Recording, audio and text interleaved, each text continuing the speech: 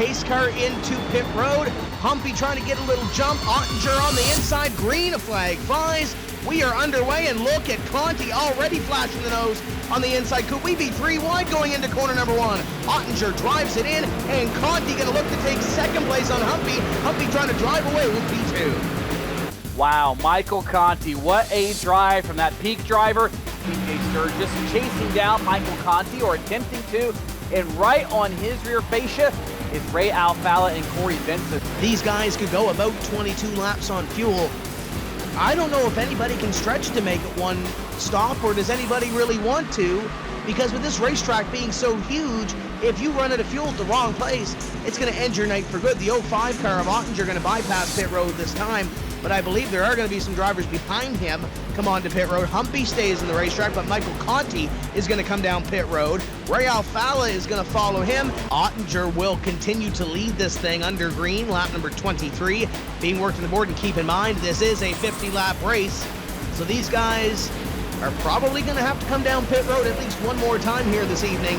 Kenny Humpy has short pitted. He is on pit road now as we speak. Second place, Kenny Humpy.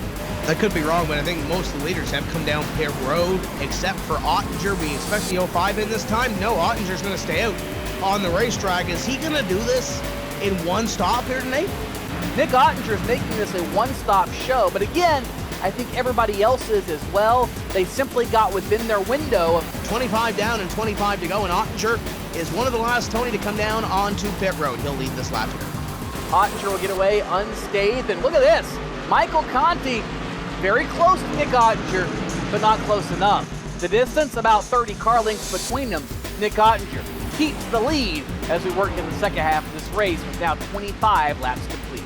Humpy runs in position number 2, about a second or so ahead of Michael Conti. PJ Sturgis in 4th, and Ray Alfalla comes off pit road in position at number 5. And Ray Alfalla, I don't know what or who he hit, Tim, but that Ford has got substantial damage on the nose.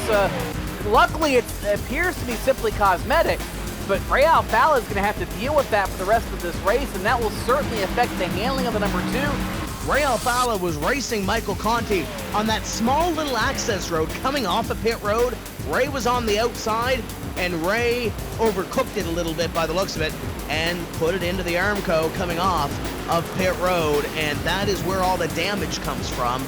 It's not nearly as bad as it could be if this were an oval with regular caution rules applied. Watch out, Alfalla just about wheel hopped it in turn 1. That's going to allow Corey Vincent to get inside of him going up the hill. This is a great tussle, and look at Alfalla fighting back on driver's left. He does not want to give that spot up to Corey Vincent. What an effort by Ray Alfalla, and finally Vincent's going to nose ahead, 26.5 laps down. Corey Vincent finally moves into the top 5. Ray Alfalla now relegated back to 6th.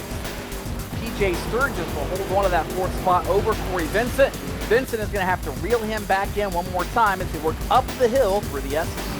Ottinger continues to blister this field, Tim.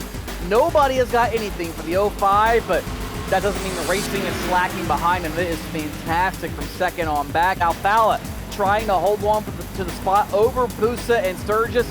We've got 12 laps to go this time by, and we'll see if Matt Busa can make a charge on Ray Alfalla. Corey Vincent, about as close as he has been every single lap. He'll dart to the outside, driver's right of turn number 10.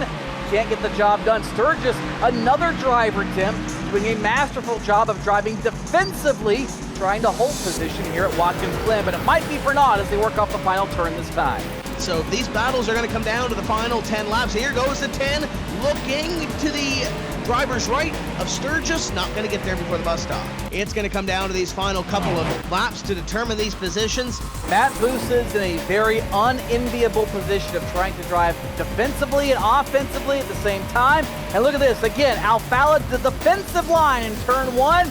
He'll have the preferred groove through the right-hander, and Busa forced to fall back again to position number 7, but this time he'll get the crossover and try to use that to his advantage up the hill. He'll have the preferred lane in 2 of the 3 corners. Alfalla the preferred lane left-hander, and guess what? Just as you spoke about, Tim, here comes Busa under attack from Sturgis, and now Alfalla has to pick which lane he wants He's got a couple of hungry hounds behind him. Vincent completed the pass in the left-hander, turn number 10.